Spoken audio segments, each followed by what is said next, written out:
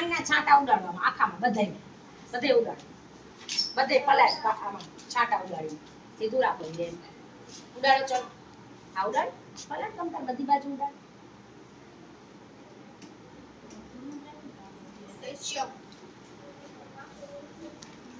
એલા પાણી તો ભર્યું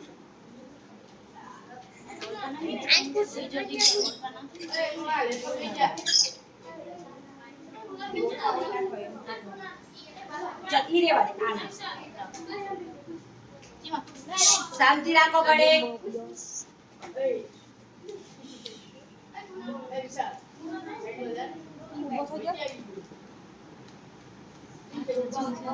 શાંતિ રાખો પકડી રાખો ટીચર આંતી શું થાય બસ બહુ ઉડાડીશ હું લખ્યું છે વાંચવાનું છે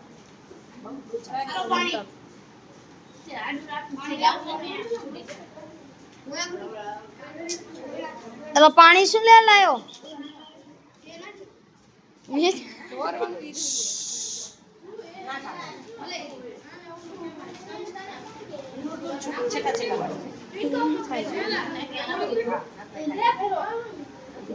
જો શાંતિ રાખો 2 મિનિટ કાગળ પતલું છે ને આપણે જાદુ લેવું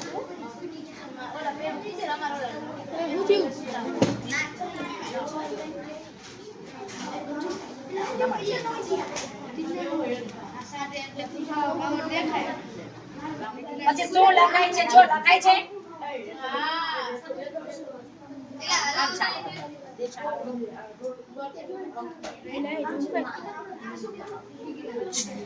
વંચાય છે શું લખાય આવે છે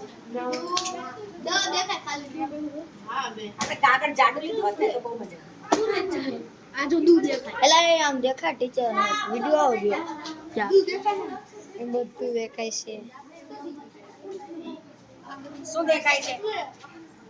શબ્દ આ શું દેખાય છે યે આ શું દેખાય છે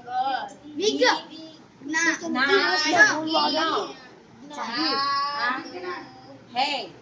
ये विज्ञान है जादू नहीं અહીંયા ही બાકી રહ્યું છે